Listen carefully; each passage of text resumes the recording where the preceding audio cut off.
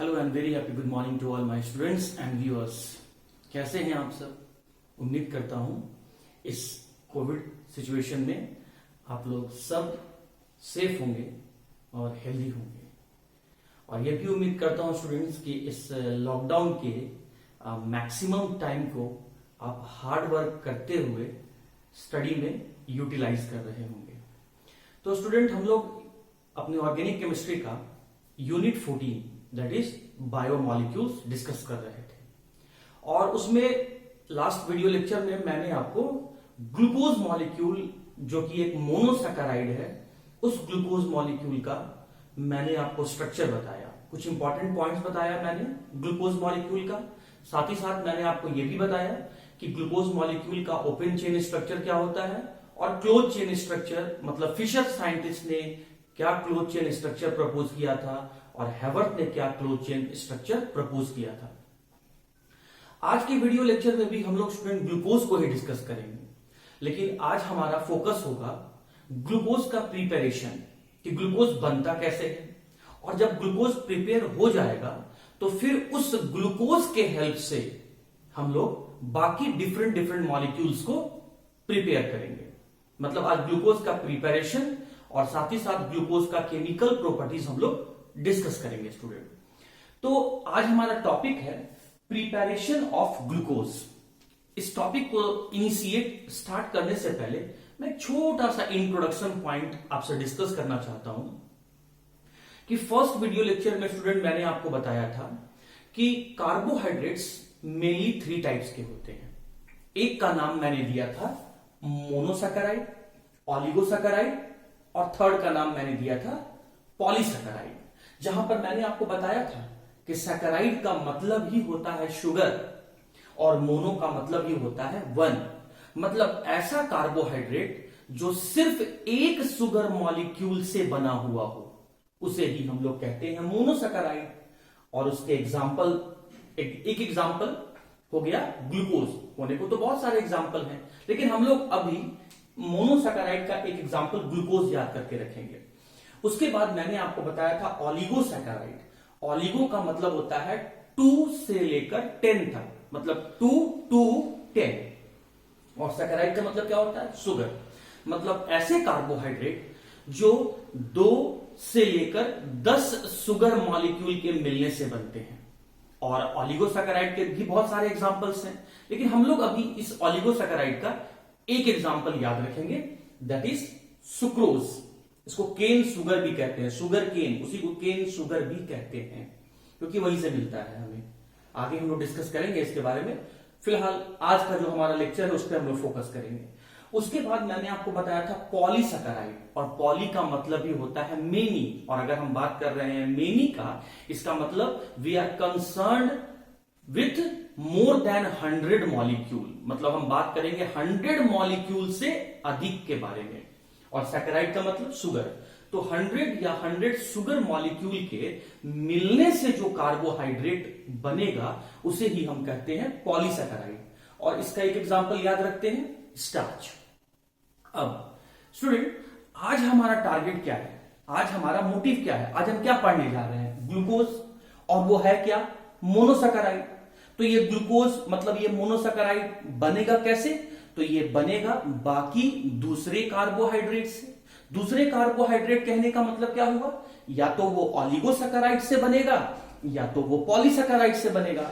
लेकिन फिर यहां पर यह भी सोचने वाली बात है कि ग्लूकोज से मतलब मोनोसैकेराइड से बड़े साइज का शुगर मॉलिक्यूल है ऑलिगोसैकेराइड और पॉलीसैकेराइड।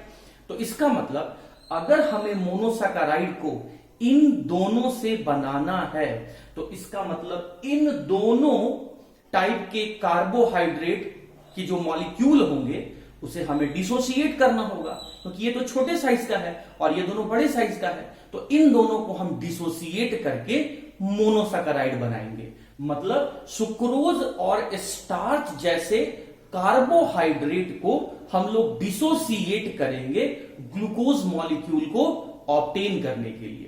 और डिसोसिएट करने के लिए हम लोग सॉल्वेंट लेंगे, और यूनिवर्सल सॉल्वेंट के रूप में वाटर मॉलिक्यूल हम लोग यहां पर लेंगे।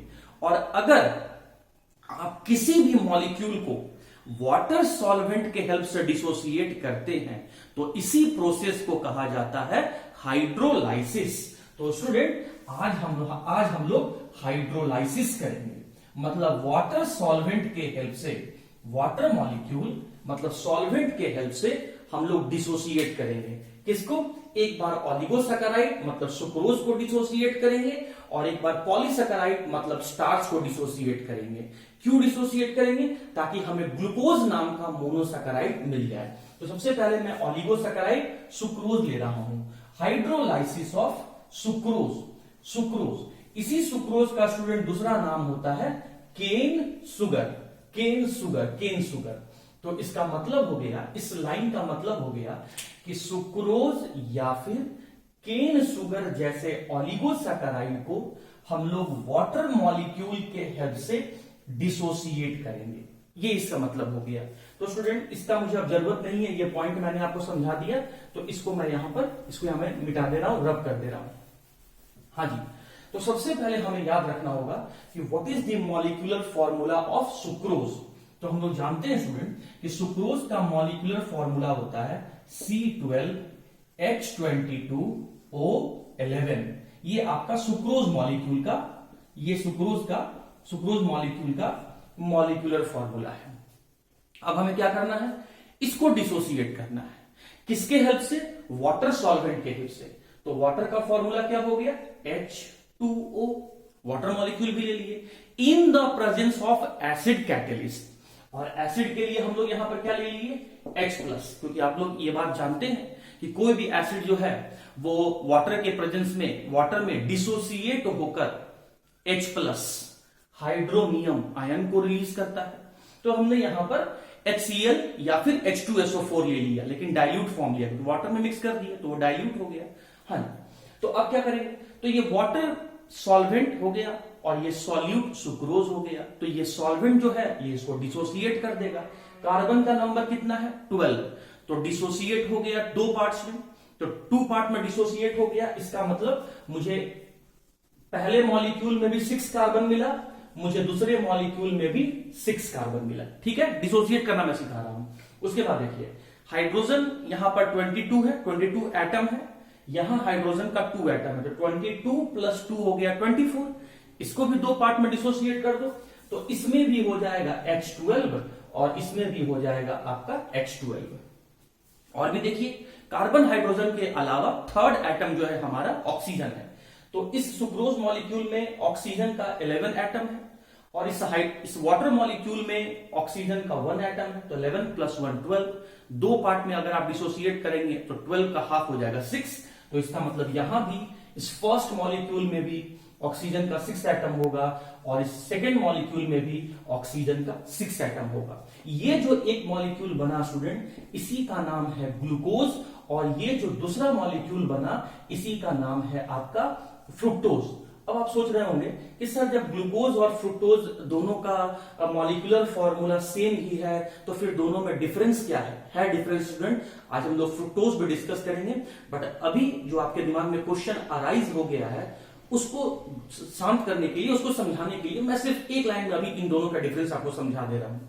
ग्लूकोज में मेन फंक्शनल ग्रुप अल्डिहाइड होता है, फ्रुक्टोज में मेन फंक्शनल ग्रुप कीटोन होता है। ग्लूकोज जहां प्लेन पोलराइज लाइट को क्लॉकवाइज में मूव करवाता है, फ्रुक्टोज वही प्लेन पोलराइज लाइट को एंटी क्लॉकवाइज डायरेक्शन में मूव करवाता है। तो देयर इज अ डिफरेंस। ये पायरानोज स्ट्रक्चर है, ये पायरानोज रिंग स्ट्रक्चर है, ये फ्यूरानोज रिंग स्ट्रक्चर है। अब मैं ये क्या बोल रहा हूं उस पॉइंट को मैं डिस्कस करूंगा, लेकिन फिलहाल अभी जो चल रहा है उस पर आप फोकस कीजिए। आपको ग्लूकोज मॉलिक्यूल आपको बनाना था, आपने ग्लूकोज मॉलिक्यूल बना लिया। किसके हेल्प से बनाया? सुक्रोज जैसे ऑलिगोसैकेराइड के हेल्प से बनाया। क्या किया? उसको डिसोसिएट किया। किसके हेल्प से? वाटर सॉल्वेंट के हेल्प से। तो वाटर सॉल्वेंट के हेल्प से सुक्रोज मॉलिक्यूल जैसे ऑलिगोसैकेराइड को जब हम डिसोसिएट करते हैं in the presence of acidic catalyst, तो वो डिसोसिएट होकर आपका ग्लूकोज मॉलिक्यूल का फॉर्मेशन कर देता है। इसी को हम लोग कहते हैं हाइड्रोलाइसिस ऑफ सुक्रोज या फिर केन सुगर। तो उम्मीद करते हैं स्टूडेंट कि ग्लूकोज बनाने का ये फर्स्ट मेथड आपको समझ में आ गया होगा। अब आते हैं स्टूडेंट हम लोग सेकंड मेथड। अब हम लोग सुक्रोज की जगह में स्टार्च लेंगे। अब स्टार्च लेंगे स्टूडेंट, अब हम स्टार्च लेने जा रहे हैं। तो स्टार्च के बारे में आप ध्यान से सुनिए। देखिए स्टार्च जो है स्टूडेंट, ध्यान से देखिएगा, स्टार्च जो है ये पॉलीसैकेराइड है और ये ग्लूकोज मॉलिक्यूल का पॉलीमर है। मतलब ग्लूकोज ग्लूकोज ग्लूकोज ग्लूकोज ऐसे ऐसे, ये जो यहां पर लिखा हुआ है, ऐसे 300 से लेकर 1000 मॉलिक्यूल्स जब ग्लूकोज का आपस में कंबाइन करता है तब ये स्टार्च नाम का पॉलीमर का फॉर्मेशन होता है। तो देखो, तो हम इसको ऐसे, ओके स्टूडेंट्स, तो ग्लूकोज बनाने का जो सेकंड मेथड है वो है हाइड्रोलाइसिस ऑफ स्टार्च। इसका मतलब अब हम पॉलीसैकेराइड के हेल्प से मोनोसैकेराइड बनाने जा रहे हैं। पॉलीसैकेराइड स्टार्च के हेल्प से मोनोसैकेराइड ग्लूकोज मॉलिक्यूल बनाने जा रहे हैं। और ये बात मैंने आपको अभी भी बताया कि ग्लूकोज मॉलिक्यूल का पॉलीमर है स्टार्च मॉलिक्यूल। तो हम लोग पॉलीमर को पहले कैसे लिखते थे ये आपको पता होगा। जैसे हम मान लिए कि हमने एम मॉलिक्यूल लिया मोनोमर का, कितने टाइम लिया, एन टाइम लिया, तो एन टाइम लिया, इसे हम ऐसे लिख रहे हैं, that is an molecule of the monomer M. सही है। अब ये मोनोमर जो है वो आपस में कंबाइन होते चला गया। ये जो मोनोमर एम था ये आपस में कंबाइन होते चला गया। कितना टाइम कंबाइन किया, एन टाइम कंबाइन करते चला गया। तो इसी को हम ऐसे करके रिप्रेजेंट कर दिए। तो एक पॉलीमर को ऐसे रिप्रेजेंट किया जाता है। जो भी आप पॉलीमर ले रहे हैं उसका फॉर्मूला आप यहां पर रख दीजिए और उसको एन टाइम रिप्रेजेंट कर दीजिए, तो वो पूरे पॉलीमर का रिप्रेजेंटेशन हो जाएगा। तो स्टार्च मॉलिक्यूल का स्टूडेंट फॉर्मूला होता है C6H12O5। और अगर ये पॉलीमर है तो इसका मतलब ये ऐसा जो मॉलिक्यूल है वो एन टाइम रिपीटेड है। तो ये बन गया मेरा स्टार्च। अब क्या करना है, हमें इस स्टार्च मॉलिक्यूल को डिसोसिएट करना है। किसके हेल्प से डिसोसिएट करना है, वाटर सॉल्वेंट के हेल्प से डिसोसिएट करना है। तो ये मैं यहां पर सॉल्वेंट वाटर ले लिया in the presence of acid catalyst, और एसिड कैटेलिस्ट के लिए हम लोग यहां पर H+ दिखा दे रहे हैं। जितना मॉलिक्यूल्स आप स्टार्च का ले रहे हैं उतना ही मॉलिक्यूल्स आपको वाटर का लेना होगा। तो अब ये सॉल्वेंट हो गया और ये सॉल्यूट हो गया। तो ये सॉल्वेंट क्या करेगा, इस सॉल्यूट मॉलिक्यूल को डिसोसिएट करेगा। तो जब ये पॉलीमर डिसोसिएट हो जाएगा तो ये छोटे छोटे मॉलिक्यूल में डिसोसिएट हो जाएगा। तो जिस मोनोमर से ये मिलकर बना था वापिस उसी मोनोमर में टूट जाएगा।